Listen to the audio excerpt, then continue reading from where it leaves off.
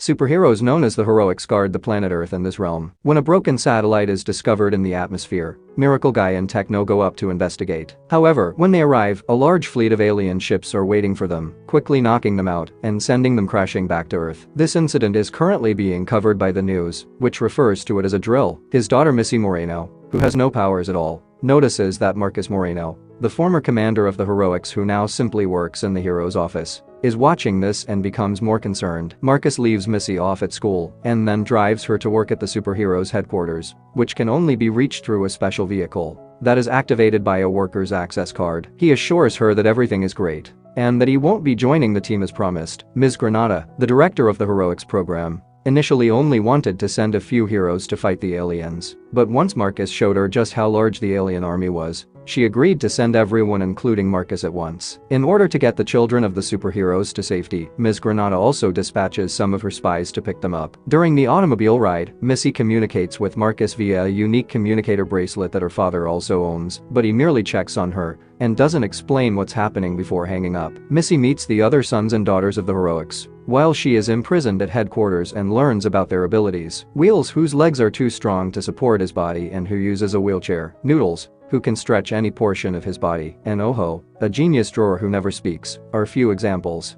A Capella, who can move objects with her voice by making it go extremely low or extremely high. Slow-mo, who has superhuman speed, but is actually moving extremely slowly due to his ability to become caught in a time loop. Facemaker, able to change any aspect of his face and even replicate the features of others. Rewind and fast forward, a pair of twins who can temporarily alter time. Wild Card, who claims to be the leader and possesses all known powers, but is unable to control which one manifests first. And Guppy, who possesses shark strength and water control, but is constantly dehydrated. After playing around for a bit, the kids turn on the television to watch their parents battle aliens. However, as the superheroes are taking on the enemy one by one, they are all eventually vanquished and taken. The president interrupts the transmission to address the nation, warning them that while they are sending their army to rescue the heroes, the likelihood of their success is extremely slim. He also reads a message from the aliens warning that they are taking over the planet, and that if humanity refuses to submit, they will be destroyed. The next person to appear on the television is Ms. Granada, who informs the kids to act appropriately because the building is going into lockdown. The reason Missy believes they should leave the room is because she believes they are about to be attacked. She knows this because she has realized Oho's drawings predict the future, because she previously drew what the children did in the room before it actually occurred, and she also currently has a drawing of an alien breaking in. Even though Wildcard objects to Missy having more leadership than him, the other kids agree to go through with her plan. The guards are tricked into entering the vault by Facemaker, who teases some misbehavior among them. Guppy then beats the guards with her shark strength before Noodles snatches their access cards. When the guard tries to lock them in as the aliens arrive, Rewind turns back time. So Wheels hits him with his chair, and Noodles puts them all in handcuffs after stealing a jacket, which he puts on while stretching his body to look like an adult. One of the guards eventually succeeds in pressing the alarm button, locking them in as the aliens arrive. The kids pretend to be a guide leading them somewhere else as they leave the room, but Missy knocks into Ms. Granada and blows their cover. As soon as the alarm goes off, the youngsters flee. They almost reach the door, but it is sealed in their faces. They still have the ceiling hatch as a potential escape route, though. The kids are able to escape to another floor by climbing up a stair that a Capella creates by having the guards float, and Noodles stretches out his arm to open the hatch. Thanks to the access vehicle they stole, they were able to get there thanks to the cards they stole. However, there are already guards waiting for them outside, so a Capella once more makes the vehicle float away from the area. Noodles reaches his arm out the window and grabs a pole to make them spin around a few times before releasing go, sending the vehicle in a new, building-free route. The problem is that she can't steer, and they will soon strike a building. A Capella starts to become out of breath after a few minutes of smooth sailing, so Missy offers her a location to visit. In this instance, stopping entails a Capella letting the car drop and smash into a garden and its gazebo. Anita Moreno, Marcus's mother and the heroics trainer, is the property's owner. Anita nevertheless accepts them all and makes the commitment to train them so they can save their parents, despite the fact that they only have 2 hours before the aliens take over. Missy is given the responsibility of leading the group, and Anita puts everyone through training, while Ms. Granada and her crew locate the children using the signal from Missy's communicator bracelet. Along with an obstacle course, hand-to-hand combat, and walking a tightrope, Anita teaches the group the value of cooperation. The twins learn how to coordinate their movements, and Guppy practices meditation to restrain her shark rage. Their parents should be working together instead of being confined in the same room and fighting.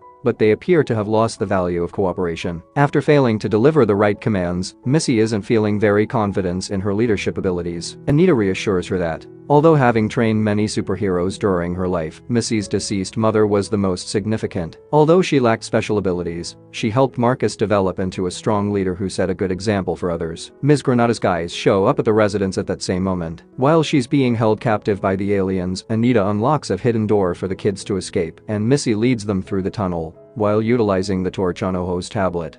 They need to come up with a strategy, and they should start by acting differently from their parents. They shouldn't wear flashy costumes because that would make them easy to spot. They should entice the aliens away from the city so they don't destroy buildings, and they should generally focus less on themselves. Wildcard is shown something on the tablet by Missy that shocks him, and she whispers a plan to him. The children get ready for action as he describes the strategy to the others, while saying that they came up with it jointly. The kids locate the alien supply ship that Oho's drawings indicate would dock nearby and enter it. Slow-mo moves too slowly and nearly falls under the alien's control, but Noodles reaches out his arms and brings him inside before Wheels and Guppy push buttons to launch the spacecraft. After Noodles stretches his neck to make sure no one is nearby, it connects to the mothership, and the kids get inside. The area is too large for them to search for their parents, so Wheels has an idea. Since Granada was able to locate them using Missy's bracelet, he should be able to tweak it so that he can use it as a tracker to locate Marcus's bracelet as well, and so all of their parents. As the gang begins to follow the bracelet signal through the mothership passageways, alien tentacles suddenly emerge from the floor and begin pursuing them. The children escape, and after A Cappella momentarily stops the tentacles with her voice so they can get to the door, they arrive in a chamber with a massive pyramid,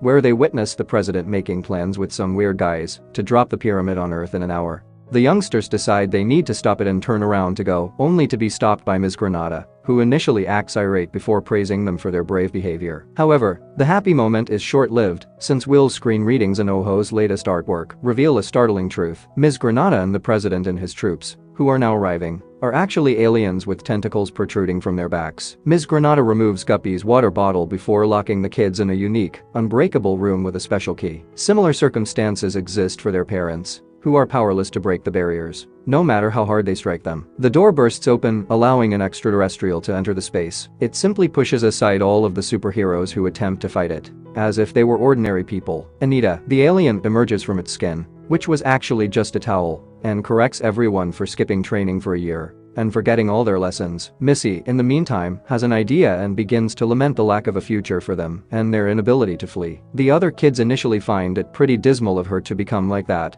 but soon they catch on and start saying gloomy things as well, causing everyone to start crying. Guppy can then use her special abilities to gather the tears to create a key that they can use to open the door and escape. There are only 18 minutes left before the takeover. While Missy believes they should halt the pyramid, Wildcard believes they should save their parents and leave them in charge of the situation. Wildcard takes Facemaker with him to look for their parents, as the rest of the group heads to stop the pyramid from falling on Earth, because Wildcard is upset that Missy tried to take over as leader and failed. Ms. Granada is watching this all unfold on the security cameras, and when she notices Wildcard and Facemaker fighting and separating as well, she determines it's the ideal time to catch Wildcard because of his lack of power control and temperament. A split second later, as he struggles to use his powers, they manage to catch him. They send him to a different room to question him, but Wildcard always responds with humor. The children arrive at the room containing the pyramid in the meantime, but security personnel surround them before they can enter. Except for Guppy, who is attempting to maintain his composure. The kids start engaging in hand-to-hand combat. Missy gives her the go-ahead to deploy her shark frenzy, and Guppy unleashes it in full, dragging along a sizable number of guards. Wheels holds himself up on Noodle's arm, and then sends his wheelchair after a nice group of people. But all these maneuvers are insufficient. Before retrieving some chains that were stashed on the ceiling and handcuffing the kids, the guards simply rise up again and let go of their tentacles. Time is reversed by rewind and fast forward, and Noodles grabs the chains before the guards do, handcuffing them instead. They travel back in time and steal the keys before the guards can use them, as one of them pulls out a set to open the chains. The team enters the space, but just as they approach the pyramid, a force field surrounds it. When they start to ponder who could have done this, Oho finally speaks out and admits it was her, an alien who had been around the entire time. She has been observing them at work and is dissatisfied with their lack of cooperation and harmony. But Missy disproves her by speaking to Wildcard, who overhears her from the control room. It turns that Missy already had a plan because she had seen that Oho was an extraterrestrial on one of her prophetic paintings. Because the child Ms. Granada is holding right now is actually Facemaker posing as Wildcard,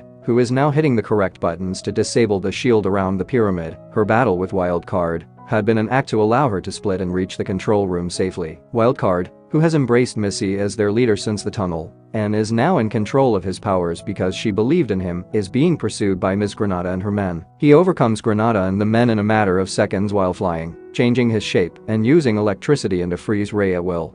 Right as Oho starts sketching a series of monsters that come to life in front of them, Facemaker, who is now by himself, flees and joins the rest of the squad. The team uses their combined abilities to defeat them, and Guppy even switches out water for the liquid metal from the pyramid when she runs out. In order to draw in the final two monsters, Missy thinks she must set an example. To do this, she asks Noodles to extend his arm so she can walk on it like a tightrope and attract the monsters in. When Noodles pulls his arm back, she falls into the abyss with the monsters. Fortunately, he reacts quickly enough to stretch it once more and grab Missy, pulling her back to the surface before anything worse could happen. Wills tries to swap the tablet in his chair for the one inside the pyramid by turning it into a motherboard, but Oho lets go of one of her tentacles and knocks it out of their hands. Except for Slow-Mo, no one else could survive the plunge into the abyss where the tablet fell. After he jumps in and grabs it, Wildcard teleports in to execute a flying kill on him. Just as the clock strikes 0 and the pyramid opens to begin the takeover, Noodles takes the tablet from Slow-Mo and extends his arm to the top of the pyramid to swap out the genuine motherboard with their fake. From inside, their parents emerge. The president and Ms. Granada, who have just arrived,